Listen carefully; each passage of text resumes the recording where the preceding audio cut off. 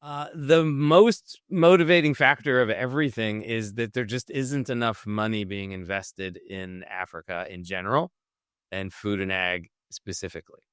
So, best research shows last year only $100 million was invested in private equity and venture capital in the food and ag space in all of Africa. All right. So then, when it came time to say where were we going to list, well, the largest stock exchange by far is Johannesburg, but we don't do business in South Africa. We don't have any staff in South Africa, and all the listings there are in rand.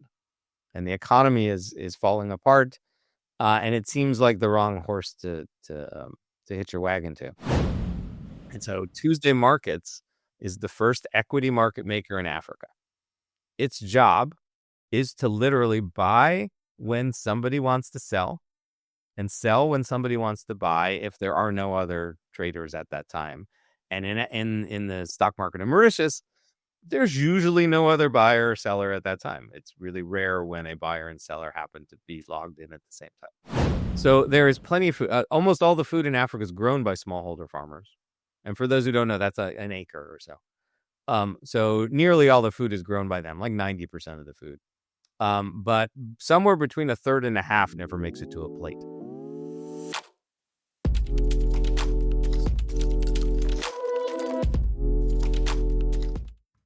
Hi everyone, welcome to Africa Tech Talks. This podcast digs into the fresh ideas and tech breakthroughs shaking things up across Africa. Today, we've got an awesome story about how sharp business know-how and tech are coming together to tackle some of Africa's toughest challenges. I'm excited to have Luni Libes joining us. He's the big thinker behind Africa Eats, and he is also its CEO. Luni's got a cool backstory, going from a tech hotshot to a major force in impact investing all over Africa. Africa Eats isn't just your average investment outfit. They're blazing a trail with a for-profit setup to fight hunger and poverty, pouring money and support into African small and medium-sized businesses that keep the continent's food and farming scene humming. In a gutsy move, Africa Eats just got listed on the Stock Exchange of Mauritius, the Semex, opening up a fresh way for everyday people to invest in African companies. Plus, they rolled out a neat platform called Tuesday Markets. Luni's going to spill the details on that in a little bit. So for the next half an hour, we'll chat about Luni's unique Berkshire Africa investment style or investing style, spotlight some wins for the African entrepreneurs he's backing, and get the scoop on his big plans for the future of farming and investing in Africa. Welcome, Luni. Thank you so much for coming to our podcast. You're very welcome. Thank you so much. Wow, that's a great intro. Thank you. Thank you so much. For my, I gotta tell you, I got at least more than 10 or 15 questions for you, but I think for the time being, we'll just focus on some of them, okay? So my first question to you, Luni, to start, you've recently achieved a significant milestone by listing Africa Eats on the Stock Exchange of Mauritius, the Semex.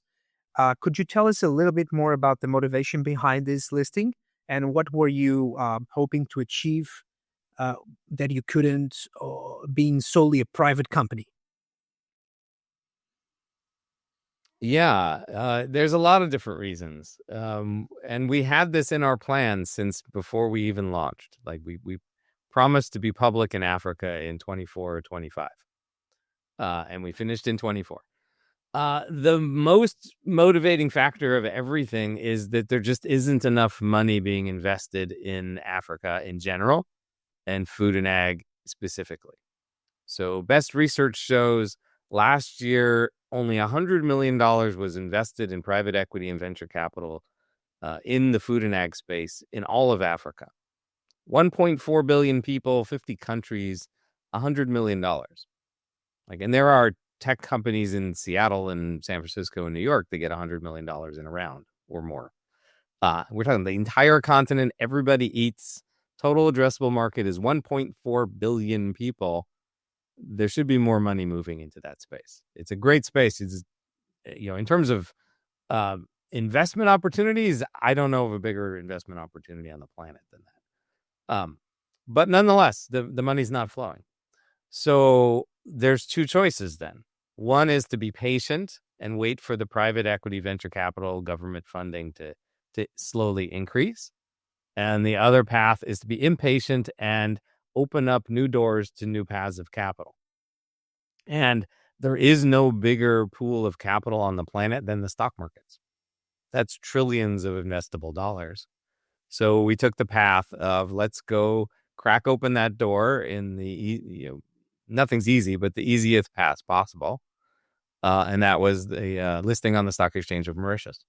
And that's quite interesting. And why specifically the Mauritius Stock Exchange? And and on your research, did you consider others? Why this one particularly to be the first one? Oh yeah, we looked all over the world. So when we started Africa Eats in 2020, like the plan was written in 18, it got started in 2020. We always wanted this to be an African company. And so I'm American, but I am the token Mzunga on this team. I'm the only non-African in the entire organization on purpose. This is a African solution, not funded by Africa, but feeding Africa by Africans. And so we wanted to incorporate in an African country. And if you look around, there really is only one choice. If you want to have a Pan-African company, incorporate in Mauritius. It is the closest equivalent to Delaware for the Americans, or Luxembourg for the Europeans. And so that was an easy choice.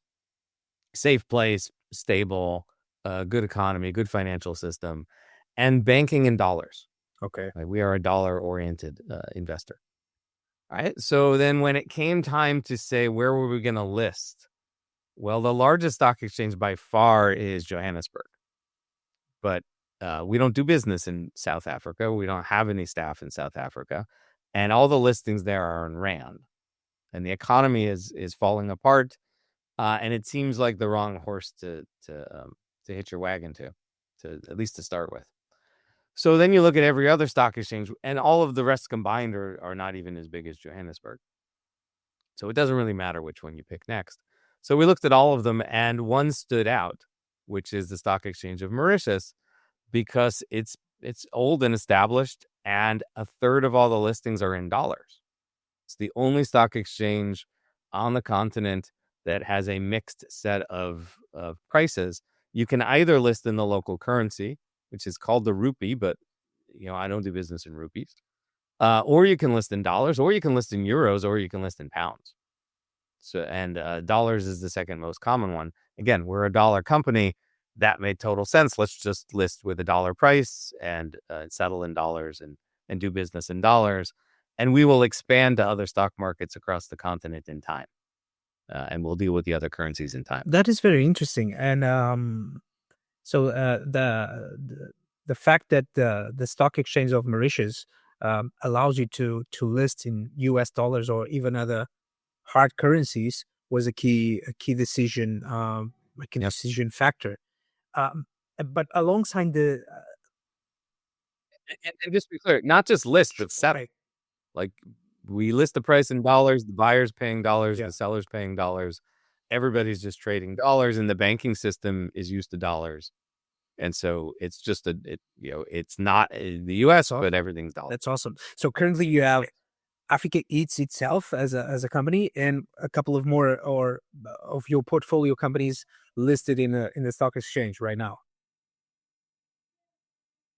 Yeah. So the ultimate goal is that Africa Eats is a publicly listed company that owns a large number of publicly listed companies, all of which are or were SMEs. That way, the next benefit we have for being a listed company is what's the value of Africa Eats? Well, the value is our equity positions and some of the debt, but mostly the equity positions in these companies. And valuing private companies is hard. Valuing public companies is easy. They have a price and a market cap. So we have 23 companies in the portfolio. 2 we listed on the same day as Africa Eats. And as we go through the updated valuation for 2025, for the end of 2024, 2 of them were really easy. It was just the market caps. The rest of them were complicated. So in time, when we have half the portfolio, it'll take us way less time to say the value of Africa Eats is X. It's just market caps times what percentage. It's amazing. And tell me, what role plays Tuesday Markets on this? I just downloaded a pretty neat app on the App Store called Tuesday Markets. Could it be it? What is the purpose? Yeah. All right. So the big flaw with the African stock exchanges, including Johannesburg, is that they're illiquid. And so most Americans and Europeans and British don't understand what a illiquid stock market looks like, because the major stock markets in the global north are completely liquid. And so what do we mean by liquid? It's nice and simple. If I log into my online broker right now, right, the market's open right now, and I want to buy some shares of, name one of 2,000 companies in the U.S., doesn't really matter which one. If I place a buy order, it closes in and a reasonable price. It closes in seconds. Okay. Right? It doesn't take an hour. It doesn't take a day. It literally closes in seconds. Right? And the same thing on the other side. If I want to sell something I already own and I put in a market order, it sells in seconds. Right? So how does that happen? Most people think that the markets are just really busy. And so it just happens to be that if I'm buying, there happens to be a seller at the same time. Not true. Yes, they're busy. And for Apple, that might be true. But for, the 600th largest company, that's not true. But it is true that it's still settled in seconds. And the reason it does that is that there's a third party that's invisible called a market maker. Their job as a business is to buy when no one's buying and sell when no one's selling. And they do this by buying a little bit lower price than they sell at. And they do this all day long. And so Tuesday Markets is the first equity market maker in Africa. Its job is to literally buy when somebody wants to sell and sell when somebody wants to buy, if there are no other traders at that time. And in the stock market in Mauritius, there's usually no other buyer or seller at that time. It's really rare when a buyer and seller happen to be logged in at the same time, called their broker at the same minute or even the same hour. So Tuesday takes that position so that all the shares of Africa Eats, Elite Meat, and Zoeto trade instantly. So you kind of creating liquidity in the markets that you're trying you're playing in, right? So it's one of the main. Yeah. So this and the reason for this is that we can now turn to potential investors and say, well, if you want to buy some shares of these companies, if you would like to own a fragment of these companies, you can do so, and then you can leave that investment whenever you feel like. Those investments become liquid, which is completely different than investing in every other SME, where you're locked in until there's an acquisition. That's very interesting. I understand that Africa Eats investment philosophy draws inspiration from Berkshire Hathaway, right? You even co-authored a book called the Berkshire Africa. Oh, show it to us. Thank you. Yeah. Okay. Is it on Kindle or the digital version? It is now on Kindle and paperback and hardback. The Kindle version, I promise. The paperback, let's see, but the Kindle version, definitely. So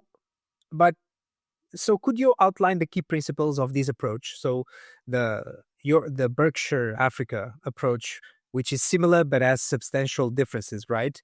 How it differs from more traditional investment models like venture capital or private equity, especially regarding on the exit approach. How does it differ?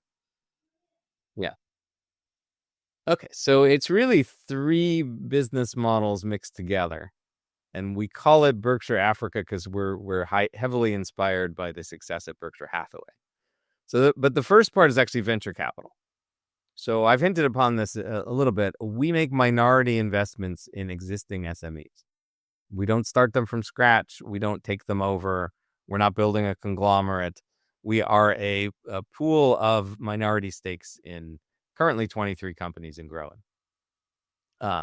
We don't do anything else that VCs do, but that's the one piece of venture capital that we follow. And we do that because we strongly believe that if you support entrepreneurs, they will do things that no one else on the planet can do. Like, you can't hire an entrepreneur. You can only support them. All right. Second thing we do is we spend a lot of time hand-holding, providing guidance, providing all sorts of support to these entrepreneurs to help them grow their companies. It tends to be that when we find them, they're tiny, tens of thousands in annual revenue, maybe 200,000 at the high end. But most of the stories we talk about are $30,000, $40,000, $50,000 in annual revenue the year we find them. And then a few years later, they're over $1 million, over $2 million, over $3 million, over $8 million in annual revenue. Right. Our job is to get them to grow. 50% per year is our benchmark. 100% is fine. Sometimes they grow a little faster. And then from Berkshire Hathaway, we took a lot of lessons. The key lesson is, if you find a company that you like, the best holding period for that investment is forever. So we're not interested in exits. We're not investing for the purpose of exiting our investments. We are investing in companies that we believe will be giant, highly profitable companies in the future, big brand names of Africa in the future. We're in it for the next 100 years. Like, we think about I'm expecting to hand off the company to my co-founder, 10 years after I'm dead, and then he'll hand it off to someone else 10 years after he's dead. That's also a Buffett quote. But we're literally thinking about, how does this look in 100 years? And what do these companies look like in 100 years? Which completely changes the way we interact with them versus a venture capital or PE fund. That's very different indeed. In order, I'm going to ask you later a little bit of for you to share the particular stories of these companies and more operational things. But I want to close this Semex and Stock Exchange section of our session, which is what was the process of for these companies to be listed, and what criteria do these companies need to meet to be part of this particular segment on Semex? How was it? How profitable they need to be? What kind of revenues? How was that process? All right, so we actually began this process by talking to the stock exchange and proposing to them that we jointly design a new segment. And this is a segment on the official stock market. So this isn't some little corner, some place off in the corner for like little companies. This is the main stock market. But we said, in order to get on the Semex part of the stock market, you have to have all the criteria of normal, plus you have to be growing at least 25% on average over the past 5 years. You have to be a profitable company.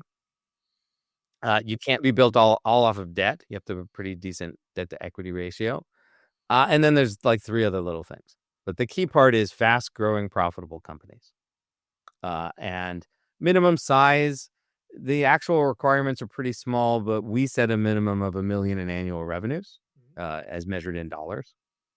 And we set up, in terms of profitability, reasonable net margins for food and ag. For us, we're food and ag companies. Net margins tend to be somewhere between 10 and 25.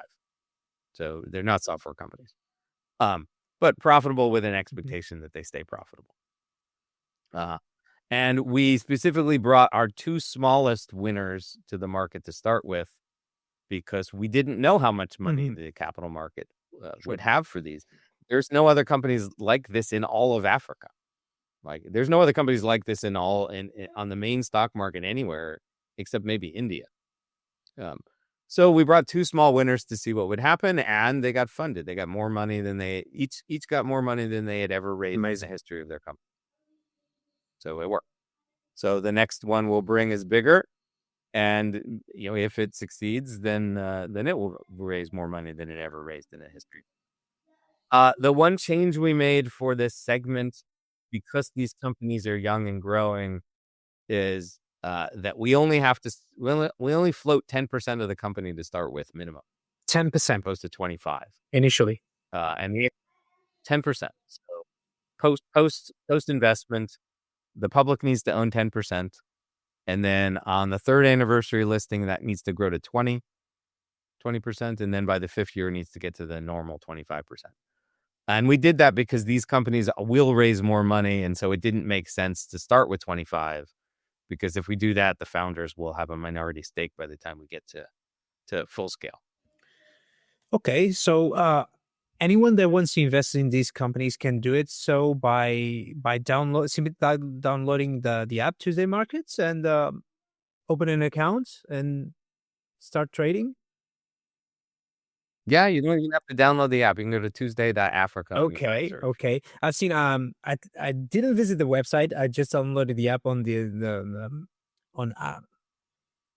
Yeah, it's in the app stores, but yes, it runs on your phone too. But I'm American and I'm a Gen X, so I like. So for very important things, we gotta do on the website, right?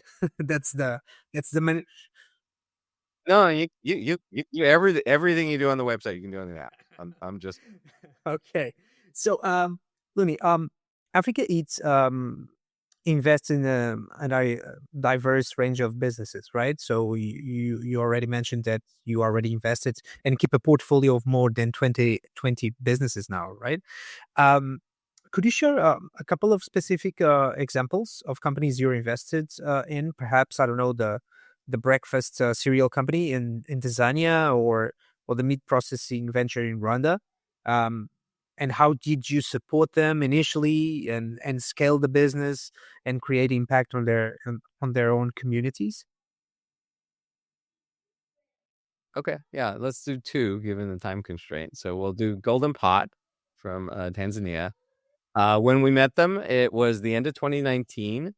There was a woman founder, Haika. She was working with about 200, 300 women farmers in Arusha. And the premise was women in that culture don't have their own income. So let's make income for women. So she found some land for them to rent. She gave them the seeds to grow the maize because they had no income. And then aggregated the output, milled it into maize flour, sold $24,000 worth of fortified maize flour in 2019. This is the application that we got. I interviewed her in January of 2020.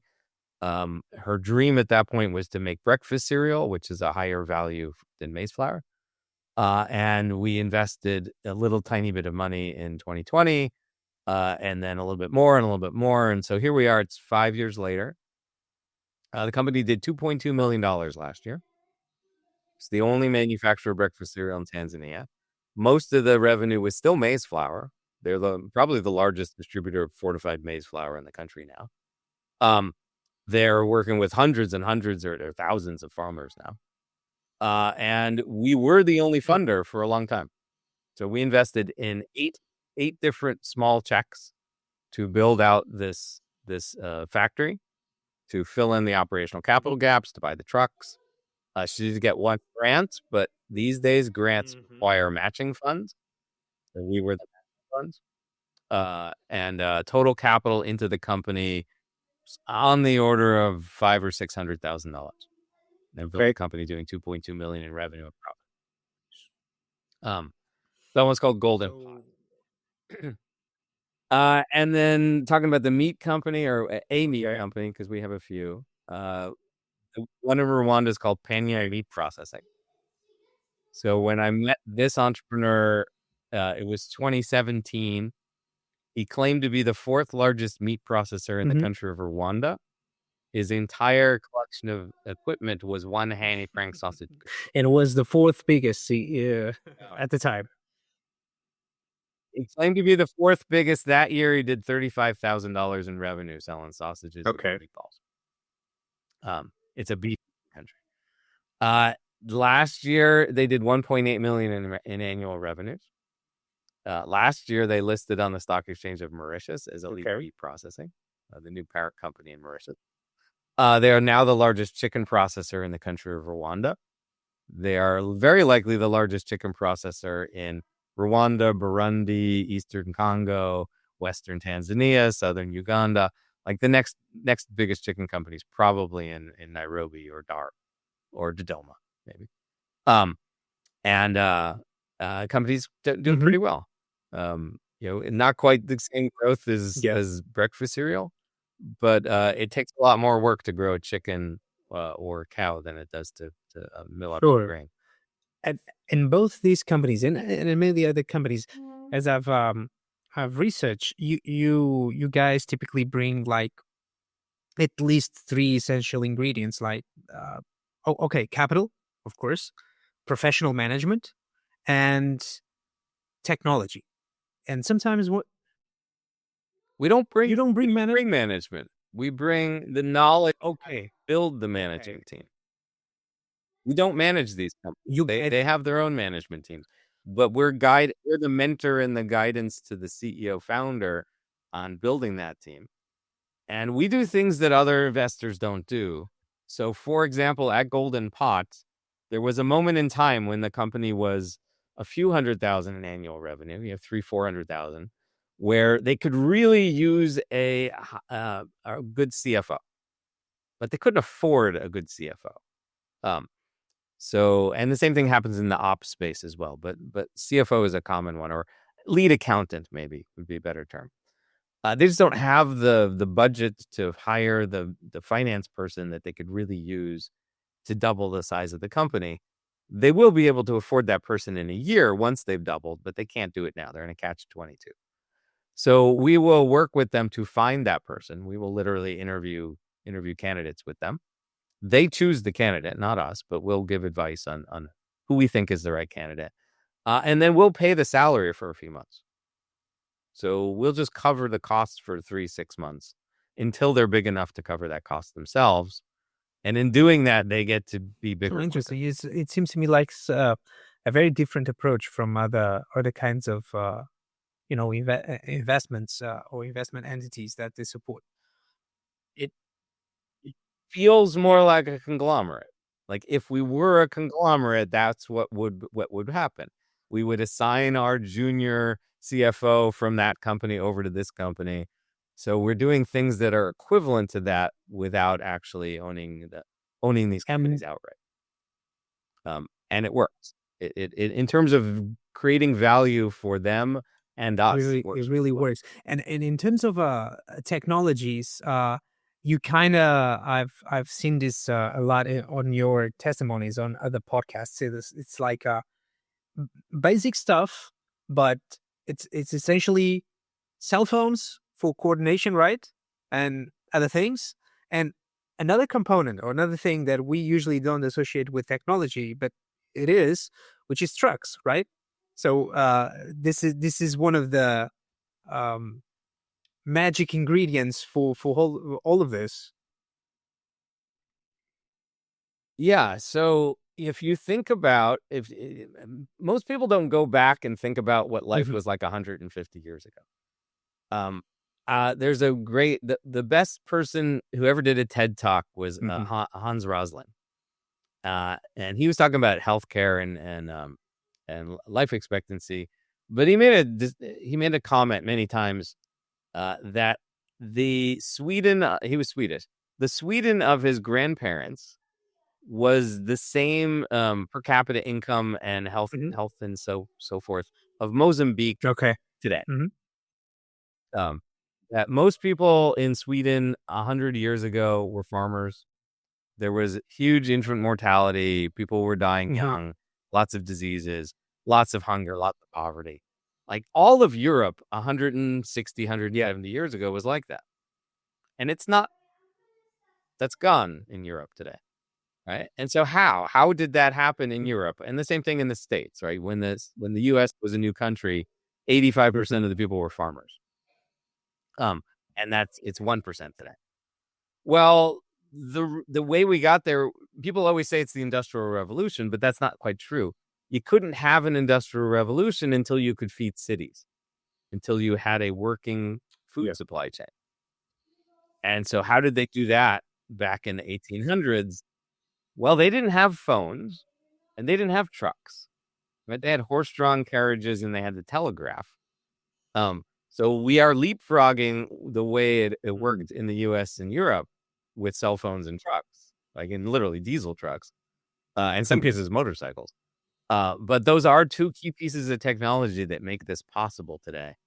And there's software behind all those cell phones, but it isn't this type of technology. Well, there's no AI here. Crazy AI that solves all the things, precision.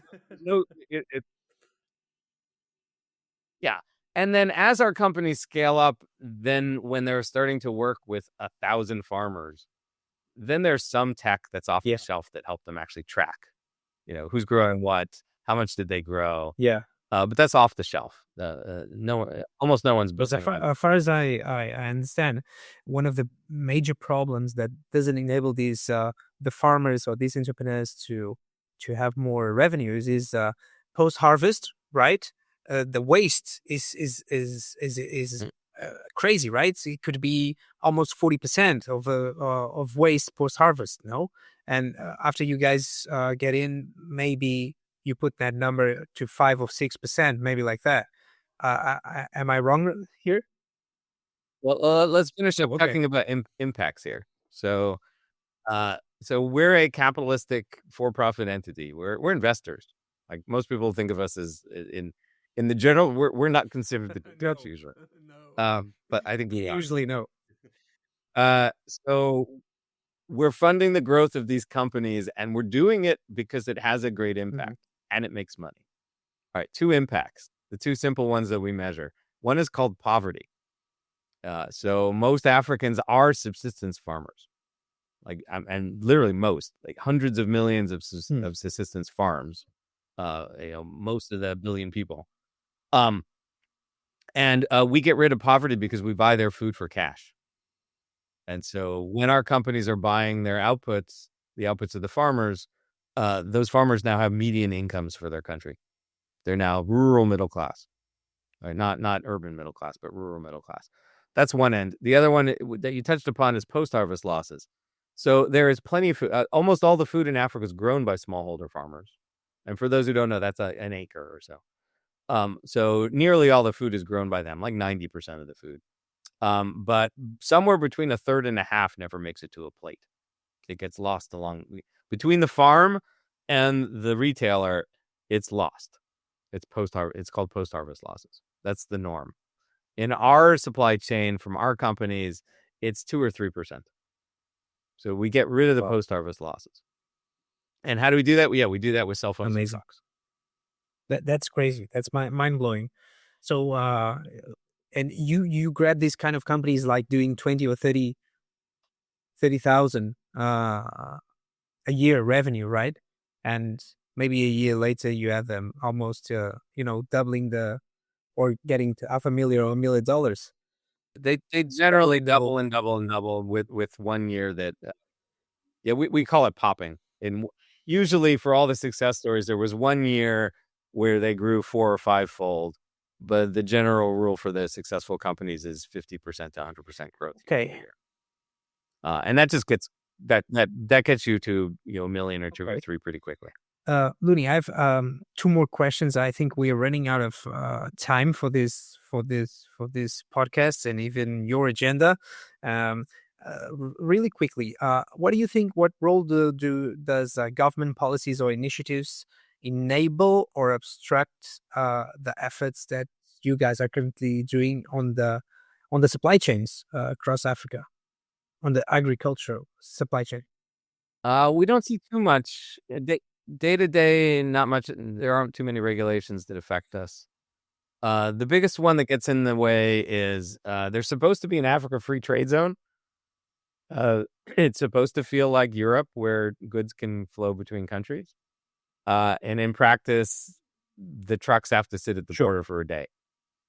And if you're moving food, that can be a problem. Yeah, there's a cost to that. But also that could be a cause of post-harvest losses as the food sits in a hot truck all day. Or you burn diesel all day to keep it cool.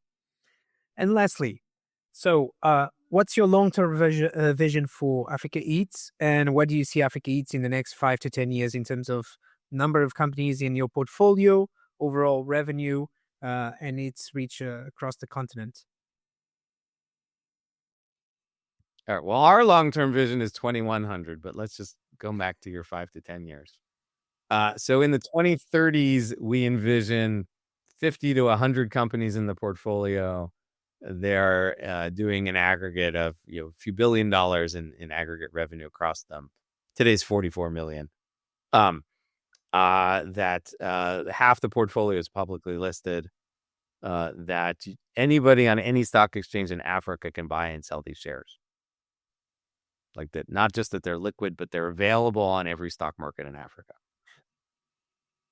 And ideally also available to U.S. buyers in U.S. brokers. I just don't know how to do that yet. Okay, that's amazing. Luni, thank you so much for sharing such insightful perspectives on the work that Africa Eats is doing. And it's really inspiring to see a for-profit model thrive with a significant social impact. So I want to thank you personally for having the time to be with us and share your story, Africa Eats story, on Africa Tech Talks podcast. Thank you so much.